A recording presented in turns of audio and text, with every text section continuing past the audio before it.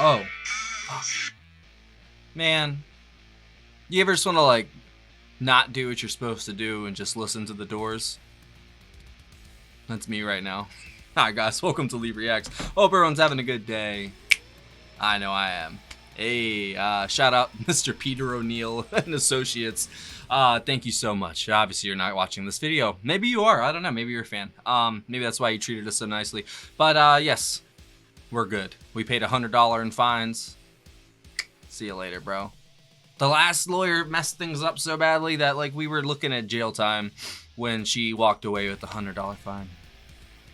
That's what you get for not looking at the Google reviews. Alright, sorry.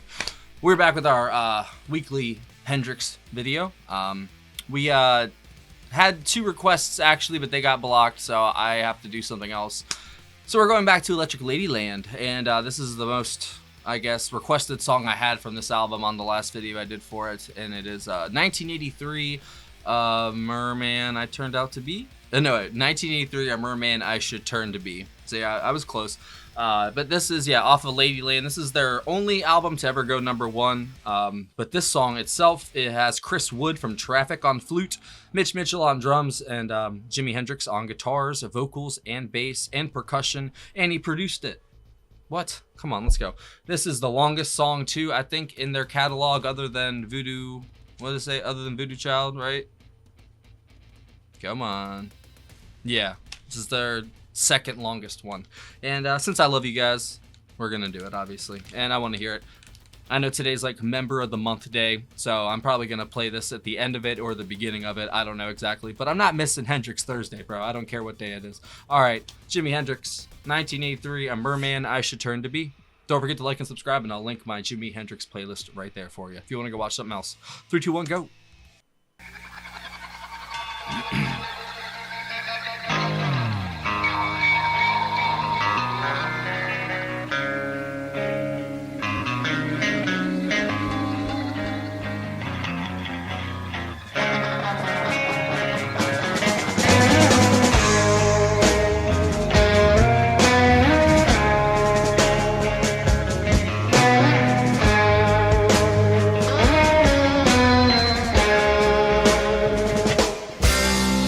Hooray, I awake from yesterday, alive, but the war is here to stay.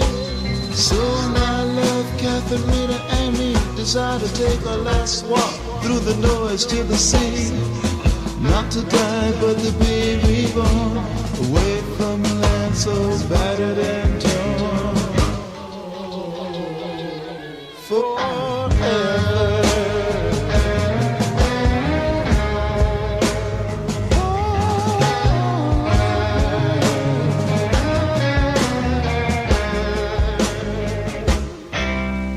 Say, can you see it's really such a mess? Every inch of her is a fighting mess. Giant pencil and lipstick tube shaped flames continue to rain and cause screaming pain, and the Arctic stains from silver blue to bloody red as our feet find the sand in the sea. Is straight ahead.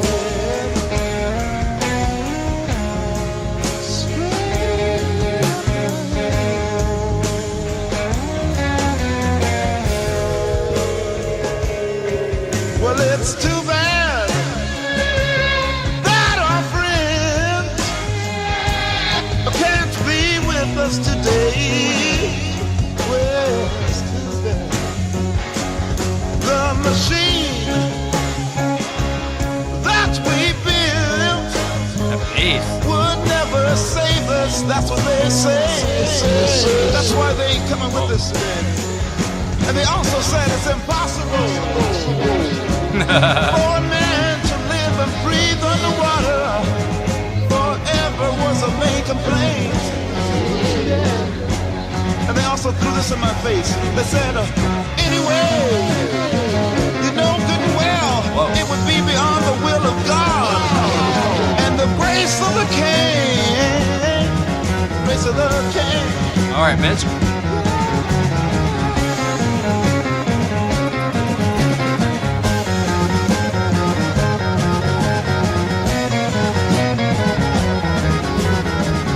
feels like you're underwater.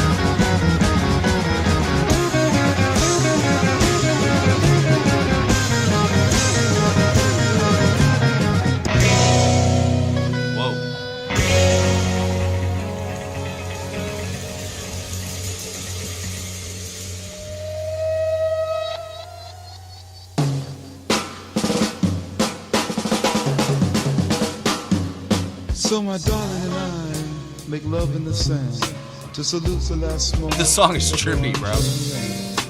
I'm ashamed of Stennis work, played his part well, without a scratch on a bottle that may bid it farewell. Starfish and giant flumes greet us with a smile. Before our heads go under, we take a last look at killing noise. Walk the outer style. The outer style, outer style.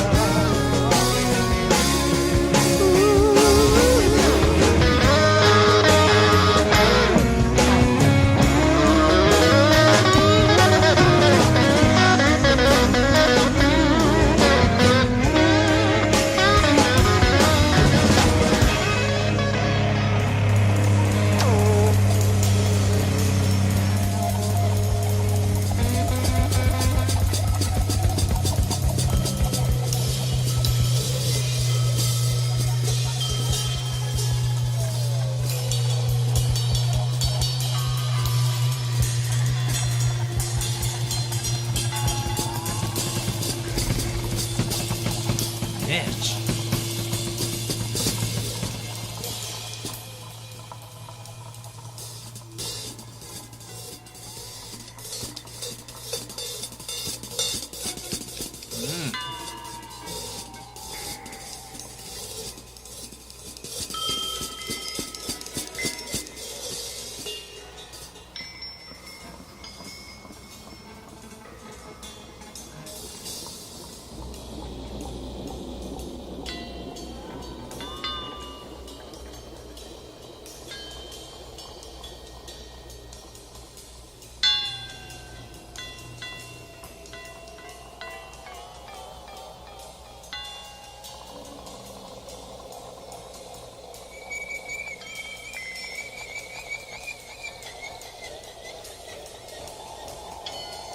What a strange foreign place we found ourselves.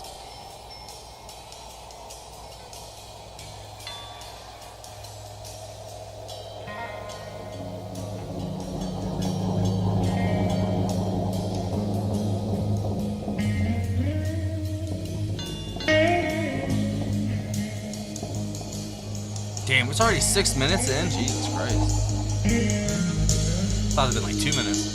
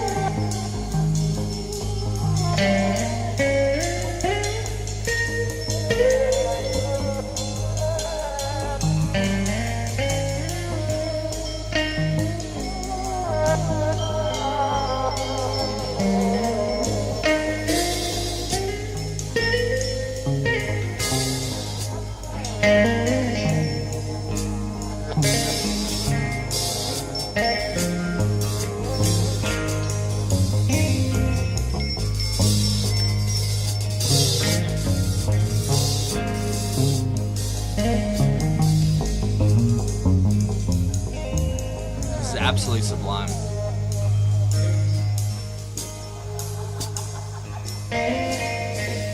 There's so much going on, but then yet so little at the same time.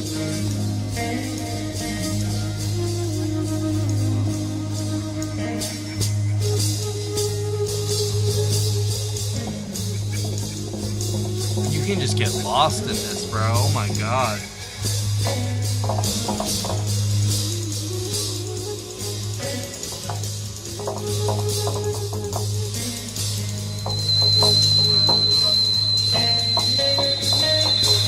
He was a genius, bro. An absolute marvel. It's crazy.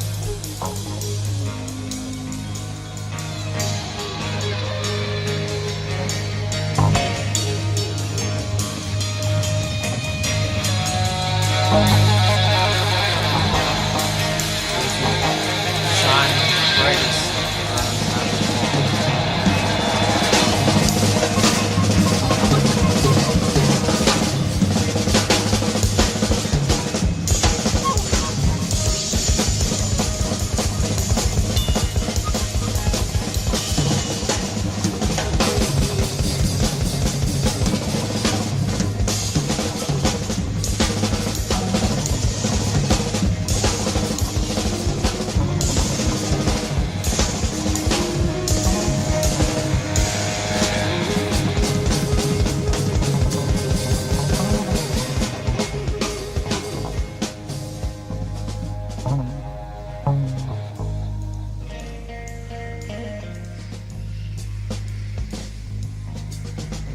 Wow. It's not what I was expecting at all. There's so much nuance and finesse in this, it's just mind-blowing. The detail is just crazy.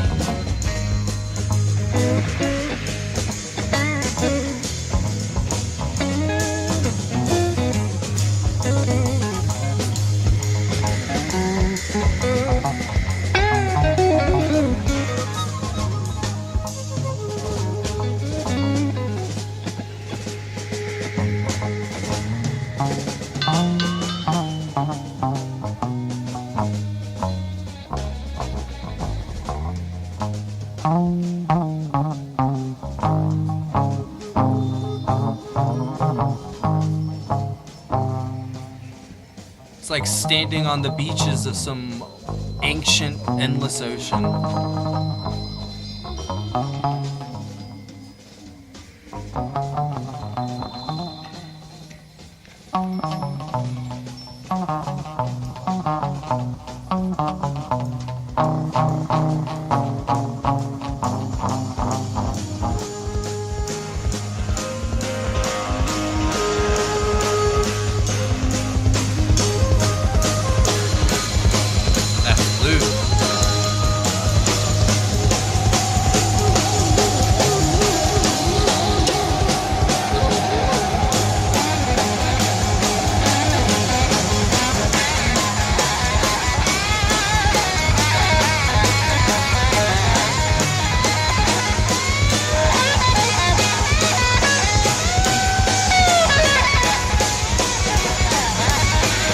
Oh, fuck.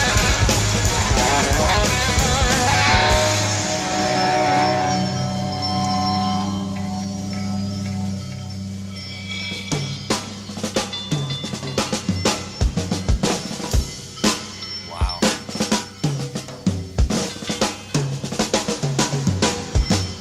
So down and down and down and down and down and down we go. Hurry, my darling, we mustn't be late for the show. I've never heard him sing like that. Neptune champion games to an aqua world is so very dear. Right this way smiles a mermaid. I can hear her hand is full of cheer.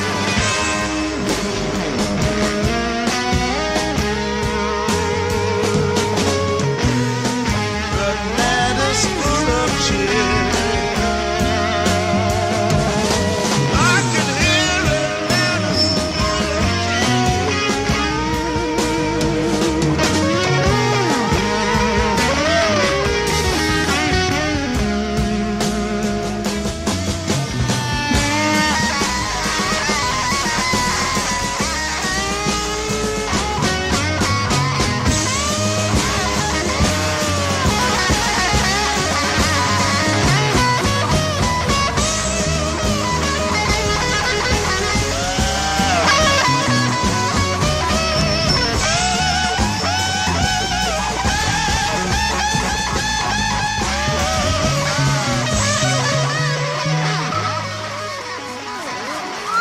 Incredible.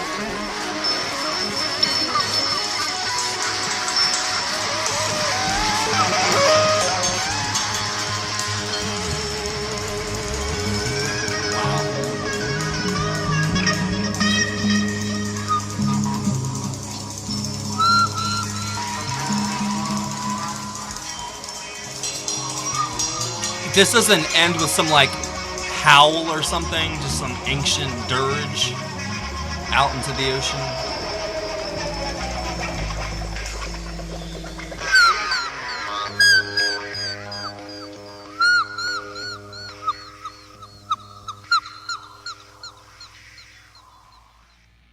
Close enough. I knew that's the way it had to end, was just with some strange sound kind of just echoing over the quiet waters of this ancient ocean we've been standing next to. Wow, what a song, dude. I know the song came like probably 10 years after this, but that felt like Jimi Hendrix, but like The Revealing Science of God by Yes. It's like that album. I always forget what it's called. Topographic Ocean, something like that. That kind of reminded me of that in a way. I love when rock, whatever you want to call it, I guess we'll just call it rock for this, video. I love when they do the ocean themes. I think that music and water go together very well. It's very strange to say that, but liquid, just the liquid and all around us, I don't know. It's kind of hard. It's like the waters that surround the world. That's what they say in the Bible. Obviously, I don't think that's true. But, that the sky is an ocean. We're made of water. Everything's water, basically. And it's the absence of water that really defines things. And at least on our planet, it's probably different on other planets. Wherever Jimmy's at, it's probably different. Or wherever he was from, But I think he captured the feel of water and just the aquatic in general so well here. You had the little seagull sounds, like the waves crashing. Even through the instrumentation, you could feel the waves coming and going. Like, it was very, very interesting. This is like full-blown, I don't even know what to call it, because he never really did, he wasn't around long enough to really do it, but like full-on concept albums, unless I'm forgetting something. I don't think he really did. But he could probably kill that if he did it. Obviously, anything he put his mind to, he probably could. But man, if this was a taste of what he could do with just like a concept in general, like a loose like running theme basically of like water or aquatic, imagine what he could do with like an actual full album of like exploring said theme or a story or something, we were robbed of so many great albums, and he was robbed of his life. I think that's the number one thing it doesn't matter about the music. That comes second. Like, his life was taken. You know what I'm saying? I'm not saying taken, but you know what I mean? Like, he was taken somewhere else, basically. And I think that is a crying shame in so many ways, because he seemed like such a just chill, cool dude, like someone you just sit back, smoke a joint with, and talk about the universe. I would love to talk about the universe with Jimi Hendrix, bro. That would be just like my dream come true. I'm just sit down and smoke a doobie and just talk life. That's my favorite thing. That's what's like, honestly, that intrigues me more than anything these days, is just actually talking about something more than sports or politics, or they've like reduced us and just into this, I don't know, robotic state. That's what the internet has done. Is you can talk about whatever topic is on the internet. It's hard to explain. It's like whatever they want you to talk about, you can talk about a lot, however much you want. But if you want to talk about, I don't know, some of the crazy stuff, like, they just completely shut it down. And I know some people probably can't handle, different thoughts in their head without accepting it. Like, that's always what a good mind can do, is I can think about the water surrounding the world and like, oh, that's interesting. That would be like this, that would be like that. But I can think about it and not accept it as fact. You know what I'm saying? I think a lot of people these days, if they can't accept it as fact, they either run from it or they just fully, bite the apple. You know what I'm saying? It's crazy what they've turned us into. It really is. But there's nothing like a conversation that comes every once in a while, that really stimulates your mind and really makes you think. I love for those conversations. Those are my favorite. And this song felt like one of those conversations, but in audio form. It kind of felt like an escape in a way. It almost felt like there was no rhyme or reason to where this song was going. It was almost like you were just on this river, you know, even though I'm talking about an ocean, but it felt like the song itself, you're just on this river floating down it, and there's things happening over here, then you pass by it, and there's things happening over there. You know, it's like you encounter these things as you go, but they don't really revisit them, you know? It's kind of like just going down a river, and you pass by what you pass by, you know? And he's that much of a genius, just in general with the music, not even just on the guitar. I mean, like, the production on this was stellar. Like, the mixing, the sound levels, everything was just perfect, dude. The way that he kind of, what's the word? Not modulated. He kind of used Mitch's drums in a way that really gave the song, like, bones, basically. And then Jimi was the flesh of the song. What the bones was definitely Mitch, because, man, he was working those cymbals in, like, overtime, bro, and his hi-hat. Every piece of china on that kit was being used for whatever purposes, porpoises, I should say. There you go. And it just worked to the greatest effect right there, man. Like, I was completely immersed in the world that they created there. Literally just fully dove into it. Okay, sorry, no more water puns, my bad. All right, so, 1983, A Merman I Should Be, song recorded 1968 for the third studio album Electric Ladyland by the Jimi Hendrix Experience, but it wasn't featuring Noel on bass, it was Jimi on bass. Apparently it's a highlight of the album, which I've only heard a couple songs off of it, but yeah, I would definitely say so too. It's a stoned classic, praising it the way it utilizes washes of backwards tape, jazzy time shifts, and far-out fish-friendly lyrics to tell the tale of future apocalypse and return to the oceans. A brain-frying psychedelic epic. Had to finish it, sorry. Man, that's so true. So that kind of just stopped me in my tracks. An apocalypse and return to the ocean. Because that's where they say we originally came from. That's what they say, you know. But who actually knows? I do have a unnatural call to the ocean, though. Have you ever stood at, like, the beaches of, like, an ocean and just stared for a while? Have you? Honestly, I have, and it's a very interesting feeling. It's almost like there's this primal calling to return to water. There really is. He's not actually, like, just, you know, tripping out on LSD right there. That's actually a thing.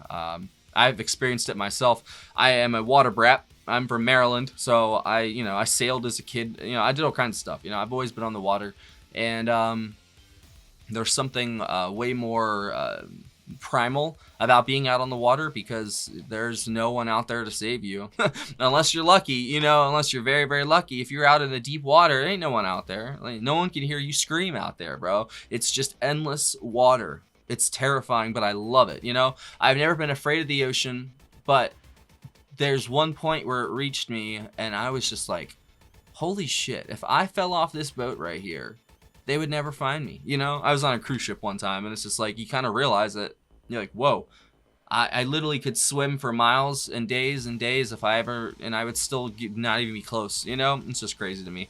But there is that primal feeling of returning to said ocean. So I get what Jimi was going for with that. I think that's very interesting.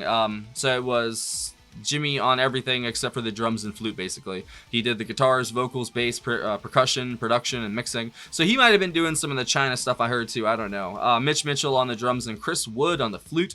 That flute, when it did come in the certain parts that it did, I think it really made the song work as well, man. It gave it this, what's the word? Not timeless. That's true too. It kind of gave it this whimsical nature at points. I think that was really key to the song working, because it felt like imagination, almost like a child's imagination. It's just, you know, just insanity. I remember my imagination as a kid. I came up with some wild shit, bro. Even stuff today I probably couldn't come up with, because my brain has elasticized, whatever the word is. It's you know, because I'm older, I'm 30 now, you know, but younger me, man, my imagination was boundless, bro. Like, I could create entire universes in my head, and now it's kind of hard to do that. I could still probably do it if I tried, but no, it's not there. The magic is kind of gone. Not fully though, but halfway. That's, I guess, what years of stress and drug use will fucking do to you, bro. But obviously Jimmy's the highlight of this, but I think Mitch was right there behind him, as usual. Mitch and Jimi were just like, they're like peanut butter and jelly, bro, just meant to be together. It's so just delicious to hear them play together. It really is. The way that Jimi can go off and Mitch can go off at the same time, but they're doing two completely opposite things, but they coalesce and they come back together, and it's just utter perfection. I mean, it's You know what I mean. You heard the song, and they went all over the place, and I thought it was great. The aquatic theme worked great. I wish there was a whole album of that for Jimmy. I would absolutely love that.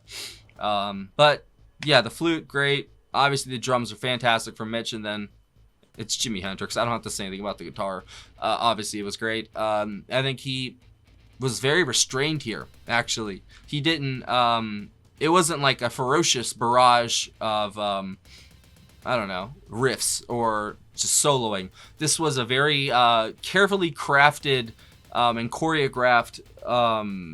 almost like it almost mimics like a symphony of sorts, but it's like a I don't know, it's like a acid rock, just I don't know, ballet experience or something like that, you know, like because it has like this visual presentation, maybe like a play. That's a better, like an acid rock play. And by the end, you're just like, what the fuck just happened? I want my money back. I'm just kidding. That was amazing. Hopefully you guys enjoyed that. I'm gonna shut the fuck up because this one's been a half an hour. I just kissed this guy's ass, don't I? Fuck me, bro. Well, it's Jimi Hendrix. Excuse me. Sorry. See you later. One more thing. Don't forget, we have a really cool Patreon community, and we would love to have you. If you join the $15 tier or up, you get one free request a month.